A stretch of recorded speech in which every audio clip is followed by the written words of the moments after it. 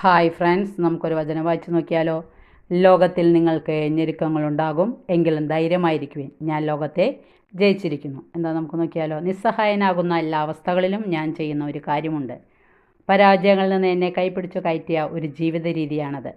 നിസ്സഹായതയും പരാജയവും ദുഃഖവും ഒക്കെ ഉണ്ടാകുമ്പോൾ മൗനമായി അല്പസമയത്തേക്ക് നമ്മളെ കണ്ണുകൾ അടയ്ക്കുക.